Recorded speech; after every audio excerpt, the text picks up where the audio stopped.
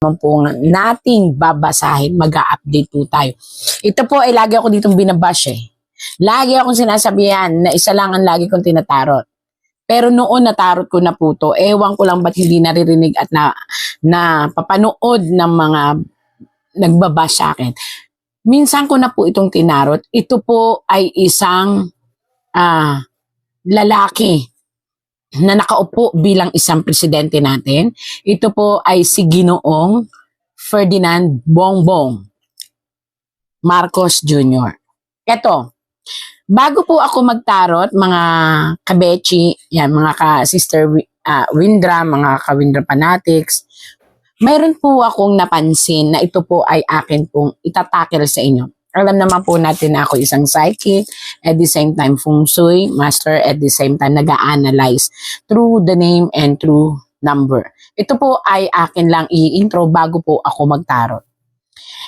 Si Bongbong Marcos po ay pang-17 presidente ng ating Pilipinas. Ito, actually hindi ko po siya nakikita, hindi ko po siya nakakausap.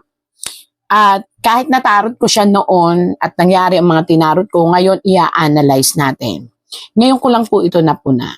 Si Bongbong Marcos ngayon bilang ika-17 na Pangulo ng Pilipinas. Alam niyo po ba na ang 17 ay umuugat at kapag binuo ay 8? Pag pinagsama po yan 1 plus 7 is 8. And ang 8 po is paulit-ulit na bilog kung saan it will repeat itself as a character. Kapag iginilid mo ay infinite, pag inihiga mo ay infinity, kapag itinayo mo siya is distraction po. So ang ibig sabihin, ang posisyon po ngayon ng ating presidente ay isang siglo o isang sinyales na siya ay uulit. Paulit-ulit yan.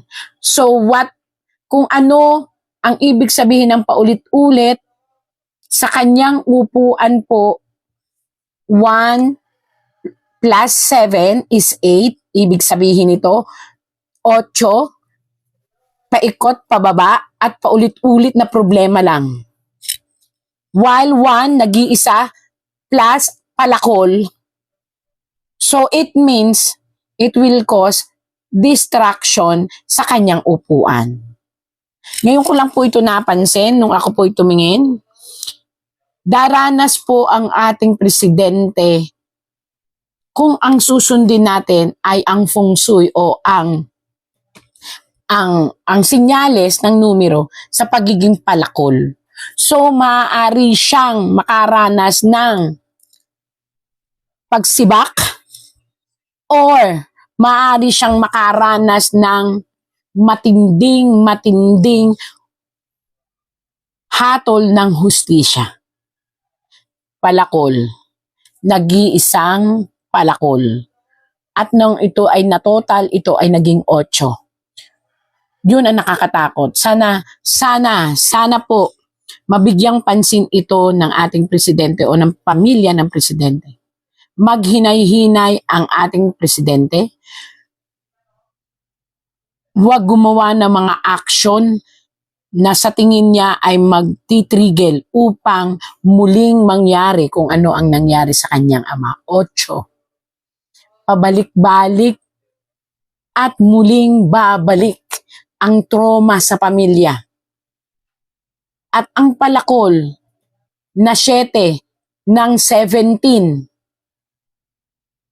ito ay magbubukas ng napakaraming sakit ng nakaraan at mabubuhay muli sa kanyang henerasyon.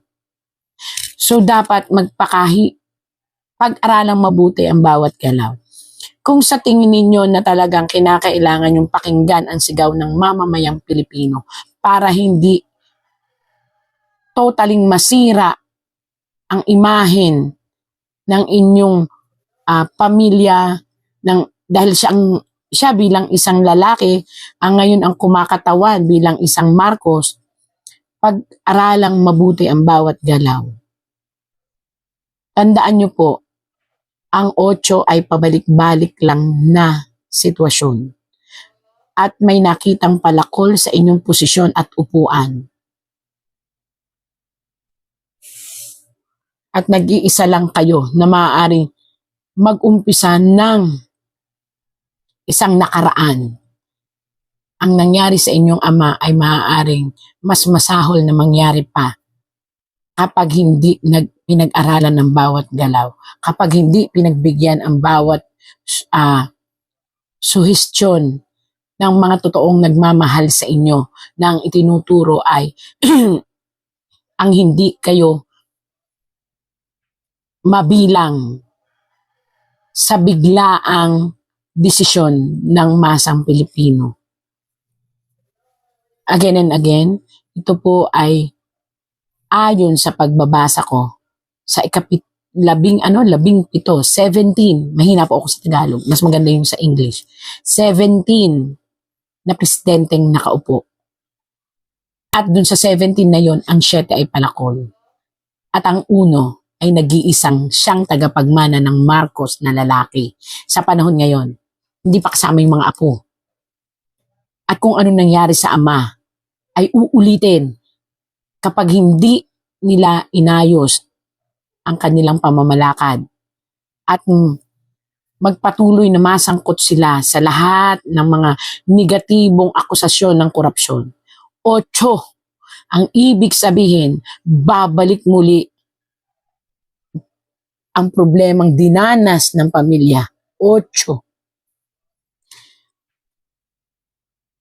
Dasal po at magpakatotoo at para sa sanlibutan, kinakailangan ninyong pakinggan ang hinaing ng mamamayang Pilipino. Kapag nararamdaman na ninyo na bumabalik na ang sitwasyon ng iyong ama na panunungkulan at dinanas niya, kapag nararamdaman nyo na po yun, pakinggan nyo na po ang itinuturo ng tunay na mga taong nagmamahal sa inyo na pakinggan ang mamamayang Pilipino para hindi nyo danasin ang dinanas ng inyong ama. Yun po ang aking masasabi na ngayon nabigla talaga ako. Ngayon ko lang nalaman. Actually, alam ko naman 7 pero wala pa. Banjing-banjing lang ako. Kasi nga, wala nga akong kumbaga pag dumating na lang sa isip ko. Pero I tell you po, pwede nyo pa po iyang i-correct once napakinggan niyo po kung ano ang sinasabi ng tunay na mga taong nagmamahal sa inyo.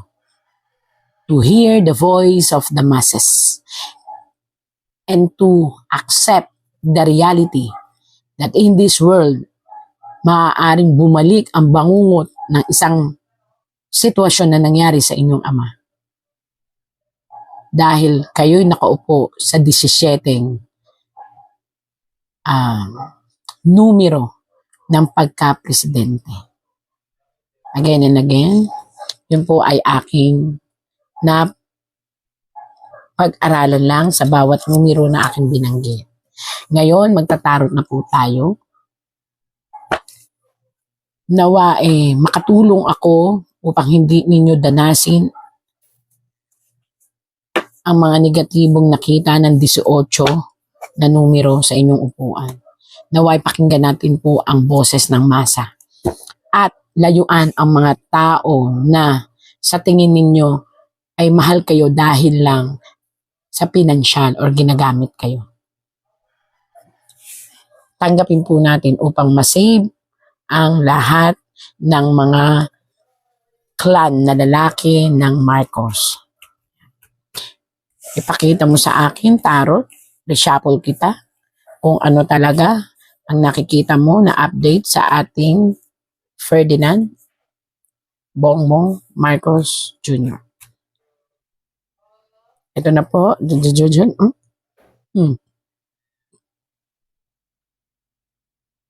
Ito po ay isang tao, ayan, na napapalibutan ng lahat ng batas. Batas po ito. So, presidente.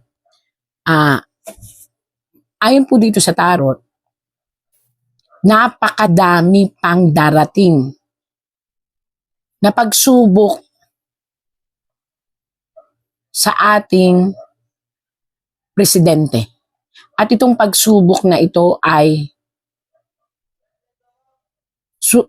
susubok sa katatagan ng kanyang pamilya rin. Dahil masasangkot po ang ating presidente sa pagkatao, sa pag-question ng kanyang pagkatao. Ayan po. Ito ay isang question sa kanyang pagkatao bilang isang Marcos. Lalalim ng lalalim po ang mga, again po, ito'y tarot lang. Ang tarot ay isang guide. So ito po ay isang revelasyon kung saan maku-question po ang tunay na pagkatao ng ating presidente. Yun po ay ayon sa tarot. Dadating po ito, sasabay po ito sa mga aligasyon na kanyang kinakaharap ngayon. Lalo na po sa mga lulutang na ebidensya. May mga parating pong ebidensya na nagpo-point out sa ating presidente at magko-question sa kanyang pagkatao at sa kanyang sinseridad sa gobyerno. Ako, dapat niyang paghandaan ito. Kasi ito ay lehitimong. Ito po ito again, natatakot man ako na magsabi ng totoo pero kailangan kong sabihin ang sabi ng tarot. Ito ay may kinalaman sa mga aligasyon tungkol sa korupsyon. Sa kanyang pagkatao bilang isang lalaki at sa kanyang pagkatao bilang isang Marcos. Hindi ko alam, lumabas lang po ito dito. So, kung nakikinig man po kayo, ito po ang inyong nakalagay sa tarot na pagdidiinan ng mga tao na may mga ebidensya daw na hawak. Una, ang pagkatao nyo po bilang isang tunay na Marcos, kakalkalin po yan. Yun po ang sabi sa tarot Tapos, yan. Ang inyong pagkalalaki, ang inyong kasarian, kukwestiyonin daw po yan. Ayon po sa tarot. At ito daw po ay inyong dadanasi at mararamdaman. Kaya po dapat, dahil may isang tao na may mga ebidensya daw po, ito daw po, may isang tao daw po nalulutang na may mga dalang ebidensya. At ito daw po ay napakadami.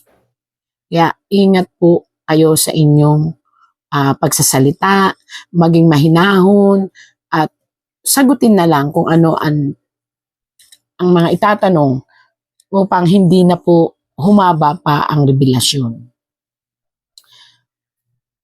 Again, mag-ingat. Bakit po sinabi kong mag-ingat? Hindi ito usapin ng health.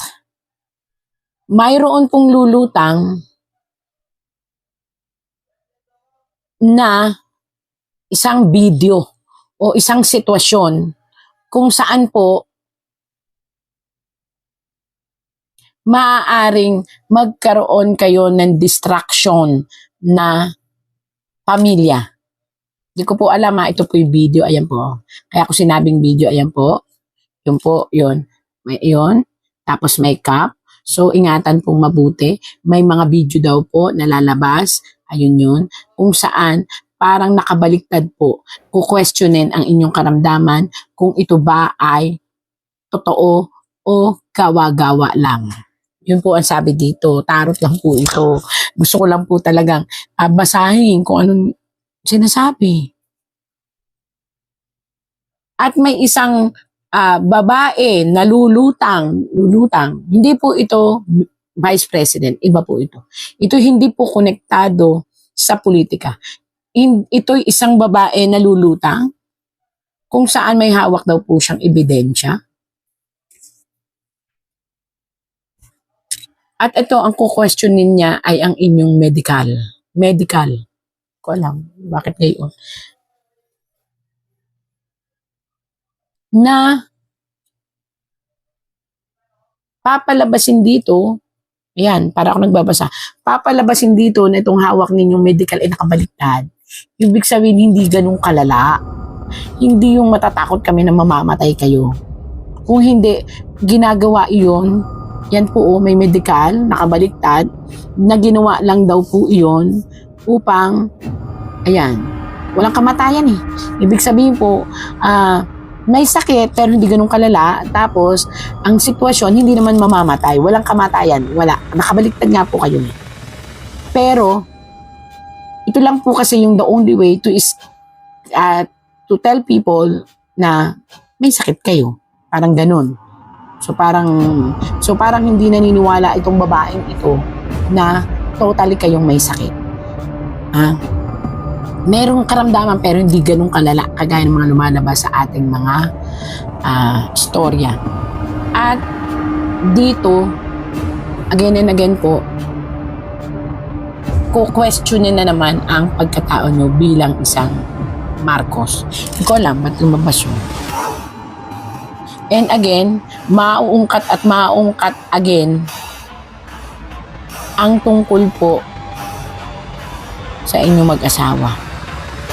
Ito'y isang video na parang makakalkal lahat. Ayan. Naku, pag-aralan niyo pong mabuti ang inyong move. Kasi kinakailangan maipaliwanag po ang lahat ng lalabas kasi may isa kayong kakaharapin na kailangan ninyo talaga ito punto per punto maipaliwanag ninyo. Isang malaking ari-arian ang ilalabas ng mga taong nagsaliksik sa kung anong meron po kayo na natatago. So hindi ko alam, lumabas lang po ito. At isang lalaki, ito po tigre, isang lalaki na talaga namang naging pamilya at iningatan ninyo ang muling babaliktad sa inyo.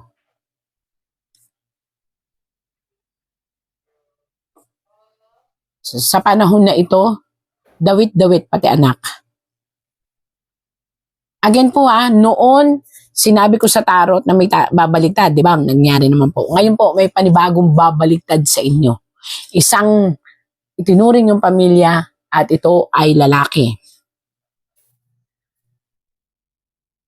Kaya maghanda po kayo sa napakaraming aligasyon na buslo-buslong problema ang darating po